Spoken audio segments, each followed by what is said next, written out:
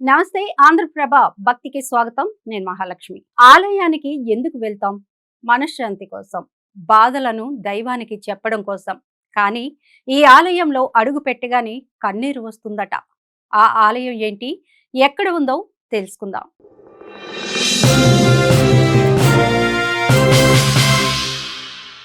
కాళీఘాట్ ఆలయంలో అడుగు పెట్టగానే ఒక రకమైన తీవ్రమైన శక్తి పర్యావరణంలో కనిపిస్తుంది. ఇక్కడ అమ్మవారు కేవలం దైవం మాత్రమే కాదు, పచ్చి నిజాన్ని ప్రతిబింబించే శక్తి స్వరూపిణి. మన దైనందిన జీవితంలో మనం బయటకు చెప్పుకోలేని బాధలను, గుండెల్లో దాచుకున్న కన్నీళ్లను విడిచిపెట్టడానికి ఈ ఆలయం ఒక సురక్షితమైన ప్రదేశంగా భక్తులు భావిస్తారు.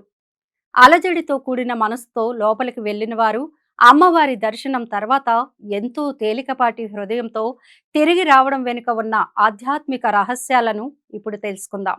దక్షిణ కోల్కతాలోని కాళీఘాట్ ప్రాంతంలో వెలిసిన ఈ ఆలయం భక్తుల జీవితాల్లో ఒక ముఖ్యమైన పాత్రని పోషిస్తోంది.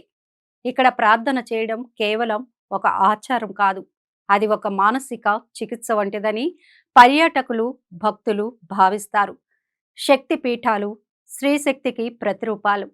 ఈ శక్తి సృష్టికి, పరివర్తనకు మూలం.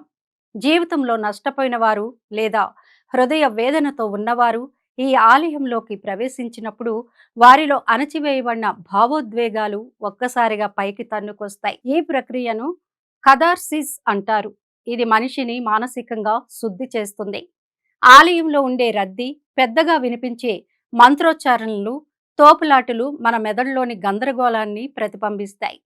ఆ వింతైన రద్దీలో కూడా భక్తులు తాము ఒంటరి కాదని గ్రహిస్తారు. అక్కడ ఎవరు ఎవరిని తీర్పు తీర్చరు.